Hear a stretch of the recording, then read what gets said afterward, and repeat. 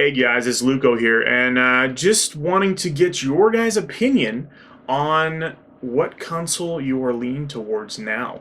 As most of you have seen, E3 2013 launched and went out with a bang, and it's still going on actually, of course, and after day one, which day one was the reveal, more or less, of the Xbox One and the PS4, we want to know your thoughts. So leave comments below of what you think, who is better or who's not better, or whichever. Just leave us your thoughts. Let us know what you think, and if you have any questions, feel free to ask. We'll do our best to try and answer them or figure out the information you need. Granted, we are not with either of the consoles of the main creators of the consoles, but you know, as always, we try to help out and answer questions for gamers. Anyway, getting away from this and getting into business. Okay, Xbox One versus PS4, guys. We'll start with the Xbox One.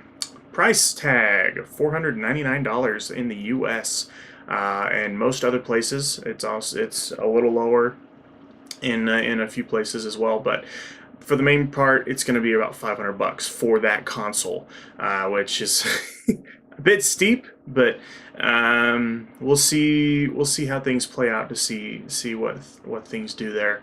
Another thing is Twitch.tv streaming. They partnered with Twitch.tv to allow streaming directly from the console, as we believe.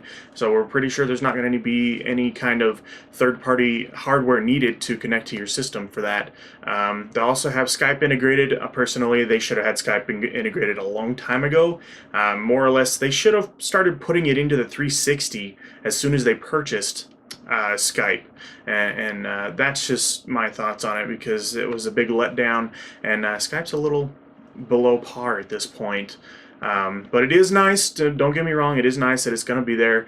You can basically Skype with friends, family, whatever, while on your Xbox and on your big screen TV. So that's a plus. TV integration, they're integrating all the TV stuff.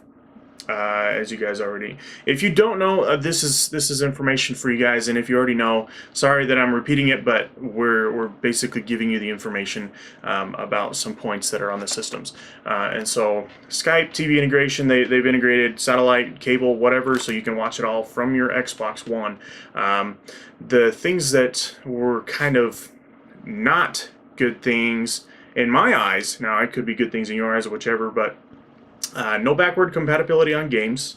So basically, their used game market dies on the Xbox One, while it may still thrive on the Xbox 360. They have already said that they're still releasing games for the 360, and we'll see how long that lasts.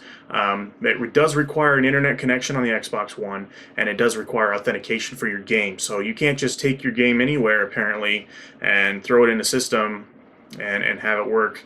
Although that being said, you have a cloud system, and this is on both systems. They have a cloud system that you can actually go to a friend's house and download your information or download the game or whichever, and so you guys can play. At least that's the theory behind it. So they're probably going to be revealing more on that, of course. And those were just a few key points on the Xbox One. Now, if we move over to the PS4, the price tag is $399, so it's $100 less than the Xbox One. They also have a they're getting a partnership, or they already have a partnership with, I believe it's called Redbox Instant, if I'm not mistaken. To me, that sounds like it's going to be, you know, the Redbox machines you see outside of stores and whatnot, where you get a DVD for $1 or $1.50 or whichever for one day. They're going to be able to stream it to your machine. At least that's what I think of that when they say that. I don't believe they went into too much detail. Plus, some other points is no authentication needed. So they also allow always offline play, so that you can play single player games offline without having to need of authentication every so often, or need of authentication at all. And you have this is where I think they're going to thrive the most, is you have a used game market. They said that there is going to be backward compatibility with their games and their old system Most likely just the PS3. I don't think they're going to go any farther back than that because they really didn't go that far back in the first place, even though some probably were compatible. But that, that to me alone, the used game market is going to be huge for PS4, and we'll definitely see how Microsoft responds, or if they stick to their guns and say no backward compatibility and anything like that. I mean, it's getting close. We've only got so long before the consoles will be coming out, and Xbox already said their console's going to be out in November of 2013 this year. So that's, they've given themselves basically a deadline, and hopefully they'll either make some changes or they won't, and they'll stick to their guns and make things better. But you also have on the Xbox One, you have a paid subscription to use the internet. So you pay so much per year or month, whichever you prefer, to use the internet on the system to have an Xbox Live account. And now they've given, both sides actually have given some benefits to having paid memberships, and so that's pretty interesting there. But yeah, guys, those were the main key points of the differences between the two. Both systems, don't get me wrong, guys, both systems are going to be extremely powerful. Both are running 8-core processors with integrated GPUs, and it's going to be amazing because the quality of games on these, regardless of price tag or issues, or I don't like this about this one, or I love this about this one, regardless of all that information, the games that are going to be coming out are going to be amazing. They're already stunning. They've been going through, this is day 2 of E3, and they're not over yet. They've been going through several games and just showing certain things and talking about the games, and it's just amazing what's going on.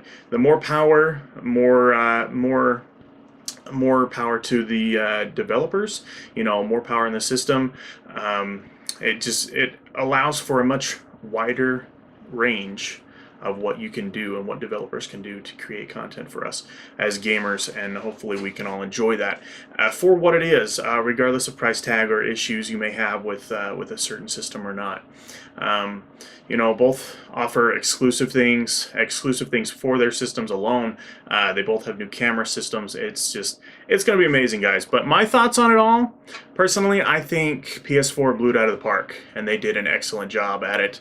At the conference, they seemed to be jeering a little bit at the Xbox One guys, at the Microsoft guys, for what they've done. But it seems to me that PS4, personally, PS4 spoke to the gamer rather than limiting the gamer. So my views, I think Xbox One has limited themselves, where I think PS4 has opened the floodgates to anything they want. So we'll definitely see what is to come. E3 obviously isn't over, guys, but we'll be talking about games later, hopefully with Gamers Debate. But that's up to him. So we'll definitely see that. And guys, this has been Lucco for Lucco's World.